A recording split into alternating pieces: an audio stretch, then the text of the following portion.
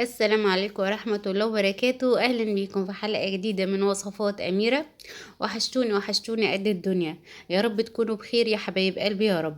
النهاردة بقى عملنا طريقة المحشي الكرنب ومحشي الكوسة. احنا عملنا محشي الكرنب كتير، فأنا مجرية الفيديو على قد ما أقدر، يعني مش مبينة لكم أنا عملت المحشي الكرنب ده ازاي. هو الأساسي في قلب الفيديو محشي الكوسة، عملناه بطريقة سهلة وبسيطة، حتى برضك اديتكم نبذة عن محشي الكرنب بطريقة بسيطة كده وسريعة. هسيب لكم اللينك بتاع الفيديو بتاع المحشي الكرنب في قلب صندوق الوصف. مرضتش اكرر اللي انا قدمته عشان ما تزهقوش ويبقى في حاجة متكررة في قلب الفيديوهات. يلا بقى تعالوا نشوف عملنا الكوسة دي ازاي. كوسة كده محشية وحطينا عليها لبن وسويناها في الفرن، طالعة بالوش التحفة ده، وكمان الرز مفلفل كده من جواها. يلا بقى نصلي على الرسول عليه افضل الصلاة والسلام ونبتدي الوصفات بتاعتنا. هنا بقى لقيت حماتي جايبالي كرومب، وهنحشي كرومب اميرة. قلت لها بس كده عينيا يا ست الكل. خدت بعض قمت رايحة جايبة كوسة، يعني ابني كان عايز برنجان، وقمت رايحة جايباله كوسة. انا مش عارفه ايه علاقه البرنجان من الكوسه، بس هو ده اللي حصل. المهم قليت بقى جبت 3 بصلات وحطيت شويه زيت وحطيتهم كده، طبعا مجريه كل ده عشان عملته قبل كده عشان ما تملوش. حطيت بقى الطماطم المعصوره وتسبك مع نفسها.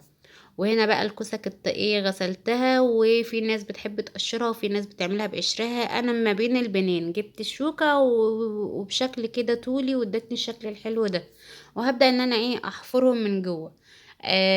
في ناس بتحبها سميكة من جوه وفي ناس بتحبها رفيعة، انا بحبها ولا كده ولا كده. خير الامور الوسط. بحب اسيبها يعني محملة شوية وفي نفس الوقت ما تكونش تخينة، زي ما انا هوريكم دلوقتي اهو. يعني بحب ان انا اسيبها محملة بس مش تخينة قوي. وقلب الكوسة دون مش هرميه طبعا، تعالوا هنشوف في اخر الفيديو عملنا بيه بجد كان حلو قوي. هنا بقى كنت بدأت ان انا اعمل بقية كمية الكوسة. يلا بينا على الخطوة اللي بعد كده عشان ما اطولش عليكم. هنا بقى كنت غسلت الرز والطماطم بتاعتي كانت اتسبكت، وكان عندي خضرة بقدونس كزبرة شبت المتوفر عندك، وبدأت ان انا اقطعهم كده. انا كنت واخدة حاجتي كلها، وكانت المية اساسا كمان قطعة، وكان يوم لا يعلم بقى الا ربنا. كنت واخدة الحاجة ونزلت عملت كل ده تحت عند حماتي.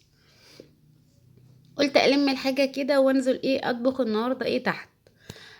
بدأت ان انا بقى اقطع الكزبرة وهملح بشوية ملح وشوية كمون، شوية كزبرة ناشفة، شوية فلفل اسود، شوية شطة، ممكن من 7 بهارات. وهبدأ ان انا اقلب كل ده مع بعضه. وخلاص كده الخلطة جهزت معايا، هي نفس خلطة المحشي.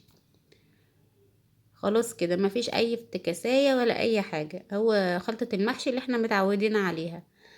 هنا بقى هبدأ ان انا اعمل الكوسة معاكم. هبدأ ان انا اميل الصينية زي ما انتم ملاحظين. بصوا كده على الصينية مميلاها على حاجة من تحت، يعني تبقى حتة عالية عن حتة، عشان اما ابدأ ان انا ارص الكوسة ما تقعش مني وتغلبني. يعني ميلي الصينية شوية، وابدأ ان انا احشي الكوسة وما تملهاش للاخر، يعني 3/4 وسيب الربع الاخراني عشان الرز لسه هيزيد.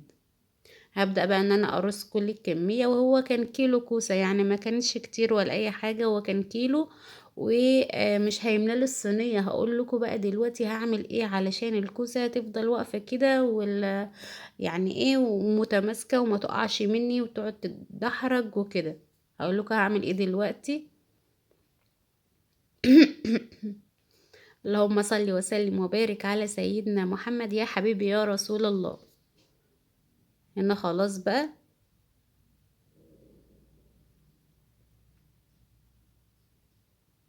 خلاص كده اهو، هو ده الكيلو الكوسه اللي انا عملته. اعمل بقى؟ ما أنا لو جيت اسويه كده برضك هيقع، وفي نفس الوقت في قلوب كوسه طعمها مسكر وحلوة قوي. وكان كمان في كده كوستين بوريكم اللي انا عملته، يعني المصيبه اللي انا عملتها. الكوسه كانت باظت معايا وانا بحفرها. هسيبها؟ لا طبعا. احنا نبوظ بس نرمي لا، عشان ما يبقاش حرام. هنا بقى حطيت شوية رز كده من الخلطة اللي انا عاملاهم، وجبت الكوسة اللي باظت مني بلا فخر يعني، وقمت مقطعاها على شوية الرز دول. وكمان حطيت شوية قلوب. هي اساسا الرز ده بيتعمل بالقلوب، بس الكوسة باظت فحطيتها، يعني هنستغلها مش هنرميها. ده الكيلو ب15 جنيه، هنرمي كوسة ب15 جنيه. هنبدأ بقى ان احنا نقلب الرز مع القلوب بتاعة الكوسة، بتبقى حلوة قوي بجد. حماتي قالت لي الرز فيه طعامة مفيش بعدها، بجد كان حلو قوي. وكان مفلفل، والرز اللي جوه الكوسة كان مفلفل كمان. هنا بقى خلاص خلصت، هبدأ ان انا اديكم نبذة بسيطة كده خالص عن المحشي الكرنب. عشان اللي ما شافش الفيديو برضو بتاع المحشي الكرنب. بجيب كده كل عنق كده واقطعه بالشكل ده، وكل ورقة هبدأ ان انا اقطعها على شكل المربعات اللي انا هبدأ ان انا احشي بيها. عايزاها كبيرة عايزاها صغيرة براحتك انتي. والحلة اللي انا سويت فيها الطماطم هي الحلة اللي انا هسوي فيها الكرنب. يعني بقول لكم الميه كانت رايحه فما غسلتهاش، وكده كده عادي. الطماطم اساسا اللي في قلب الحله هتحمر لي المحشي اكتر واكتر، يعني هي مش حاجه وحشه لا خالص. اهو بدأت ان انا احشي بقى كده اتني الجوانب عشان ما فيش رز يخرج منها ويبهدل لي الدنيا ويعجن والكلام ده. بفرد الورقة واحط شوية رز، الصابع كده يلف والصابع يقفل بالمنظر ده. طريقة سهلة خالص، جربي واحدة في واحدة في واحدة. هتلاقي نفسكوا يعني المحشي سهل خالص. في ناس بتستصعبه، لا بس هو بصراحة يعني يعتبر خد معايا اليوم كله. يعني ابني الصغير كان حواليا ف... فمبهدل لي الرز، وقع لي الرز وبهدل لي الدنيا بصراحة. بهدل لي الدنيا بجد يعني. ربنا يحفظه ويرزق كل مشتاق بالذرية الصالحة يا رب. اه صابع بيلف وصابع بيقفل بالمنظر ده.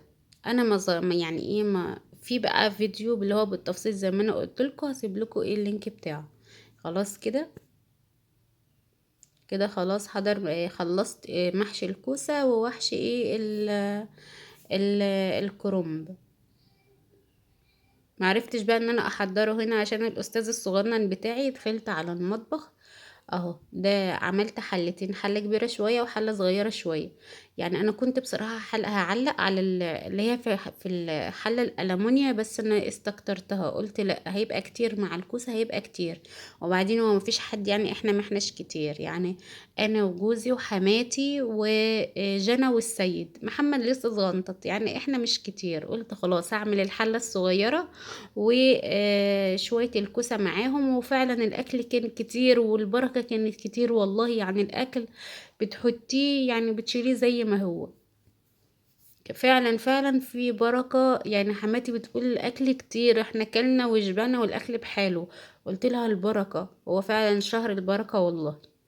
خلاص بقى بدأت ان انا ازوده الكوسة، ازودها لبن. وما ما تمنيش الكوسة، يعني شوفوا نص الكوسة باينة عندي اصلا، والرز يا دوبك متغطي عشان يطلع الرز مفلفل معاكي. وكمان الكوسة بتنزل كمية مية كبيرة، فعلشان ما يعجنش قوي. هو يا دوبك كده نص الكوسة كمان باينة اهي. والرز يا دوبك متغطي. وحطيت شوية ملح، ظبطت الملح ومعلقة سمنة. هنا برضو ظبطت الملح. ممكن تحطي مرقة دجاج، ممكن تسقي لو عندك شوربة يبقى حلو قوي. بس انا ما عنديش شوربة، فعملت بقى جبت مية غليتها وحطيت فيها مرقة دجاج ومعلقتين صلصة في قلب المية. بس لقيت المية كتير يعني الصلصة ما قضتش ان انا احطها، فحطيت معلقة صلصة على الوش كده بتاعت المحشي، بيديله طعم حلو قوي وكمان لون حلو. خلاص كده بدأت ان انا ازود المحشي، وزي ما انا قلت لكم يا دوبك تغطي الكرنب.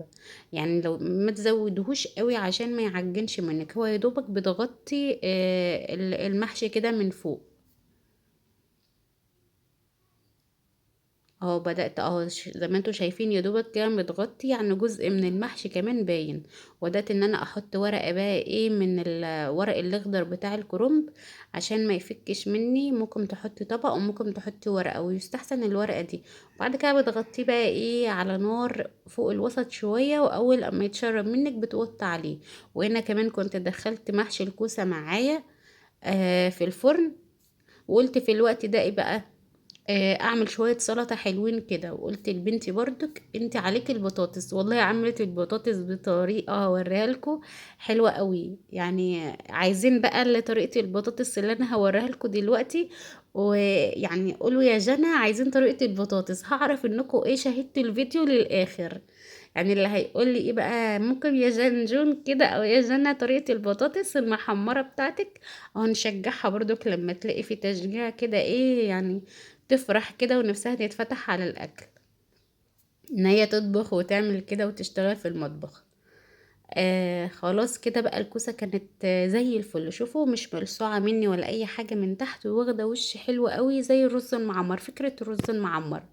يعني ايه مستوية باللبن كده في الفرن، بيبقى طعمها حلو قوي والرز مفلفل كده من جوه، والرز طعمه بصراحة والله العظيم حلو قوي من غير حلفان بجد. انا حلفت خلاص. امم طعمه حلو، هو طعمه حلو. وهنا بقى خلاص كان المحشي اتسوى معايا، كل حاجة حضرت معايا، وكان الوقت خلاص داهمنا. يعني هو فيديو في 10 دقايق بس قعدت فيه طول النهار الصراحة. هنا بقى خلاص كنت بفضي المحشي، مفيش واحدة لازقة في التانية، ولونه حلو قوي وكان طعم الأكل بصراحة، كان طعمه حلو. يعني بألف ألف هنا للي يجربها، وألف ألف هنا للي أكل منه. بتبقى شوية سلطة، طبق مخلل، بطاطاية، وحلوة قوي، أكلة حلوة. ربنا يدوم اللمة الحلوة دي، ويخلي لنا الحاج يا رب، ويشفيها ويعافيها. هنا خلاص بقى، خلاص وصلنا لآخر الفيديو، وأتمنى الفيديو يكون خفيف على قلبكم. لو عجبكم الفيديو ما تنسونيش بالاشتراك وتفعلوا الجرس عشان كل وصفاتنا توصل لكم أول بأول بإذن الله. مع ألف ألف سلام.